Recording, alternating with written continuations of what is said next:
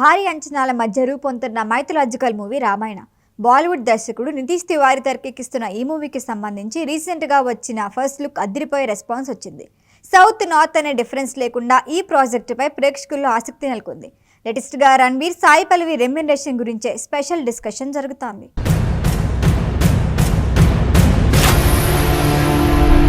రామాయణ సినిమాపై భారీ అంచనాలే ఉన్నాయి. ఇప్పటికే సిల్వర్ స్క్రీన్పై ఎన్ని రామాయణాలు వచ్చినా క్రేజ్ ఏమాత్రం తగ్గలేదు. అయితే బాలీవుడ్లో తెరకెక్కుతున్న రామాయణంపై ఇంట్రెస్ట్ కలిగిందంటే అందుకు కారణం హీరోయిన్లే.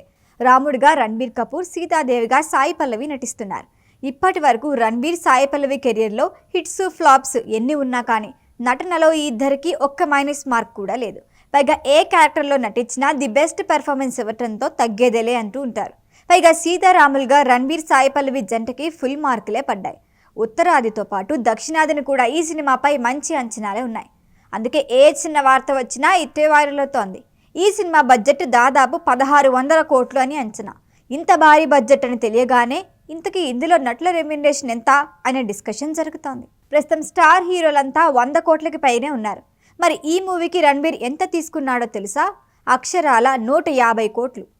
అవును, 2 పార్ట్లుగా వస్తున్న ఈ సినిమాకు రణ్బీర్ కపూర్ 150 కోట్లు తీసుకుంటున్నారు. మరి సాయి పల్లవి పారితోషికం ఎంతో తెలుసా? 15 కోట్లు. రణ్బీర్ రెమ్యునరేషన్ పక్కనున్న 150 కోట్లలో 0 తీసేస్తే సాయి పల్లవి పారితోషికం అన్నమాట. సీత పాత్రలో నటిస్తున్న సాయి పల్లవికి 2 పార్ట్లకు కలిపి 15 కోట్లు ఇస్తున్నారు. సీతారాముల క్యారెక్టర్లు మాత్రమే కాదు, రావణుడిగా నటిస్తున్న కేజీఎఫ్ యష్ క్యారెక్టర్ పైన సేమ్ క్రేజ్ ఉంది. ఈ మూవీ కోసం యష్ 100 కోట్లు తీసుకుంటున్నాడు అని టాక్. ఇంకా మండోదరిగా కాజల్ అగర్వాల్ నటిస్తోంది. లక్ష్మణుడిగా రవి దుబే, హనుమాన్ పాత్రలో సన్నీ డియోల్, ఇంకా రకుల్ ప్రీత్ సింగ్ సహా మంచి క్రేజ్ ఉన్న నటులే ఉన్నారు. అందరి రెమ్యునరేషన్ కలుపుకుంటే బడ్జెట్లో సగానికి పైగా చెల్లింపులకే అయిపోతోంది. మొదటి భాగానికి 900 కోట్లు, రెండో భాగానికి 700 కోట్లు ఖర్చు అవుతోందని తెలుస్తోంది. ఇప్పటికే యానిమల్తో బ్లాక్ బస్టర్ అందుకొని హిట్ ట్రాక్లో ఉన్నాడు రణ్బీర్ కపూర్. రామాయణ కాకుండా రణ్బీర్ లైనప్లో క్రేజీ ప్రాజెక్టులు ఉన్నాయి. ఇక కేజీఎఫ్ మూవీతో పాన్ ఇండియా యష్ ఫాలోయింగ్ గురించి ప్రత్యేకంగా చెప్పుకోవాల్సిన అవసరమే లేదు. పైగా రావణుడి పాత్రకి యష్ కరెక్ట్గా సరిపోతాడు అంటున్నారు ప్రేక్షకులు. సాయి పల్లవి క్రేజ్ గురించి దక్షిణాది ఆడియన్స్కి కొత్తగా చెప్పాల్సిన పని లేదు.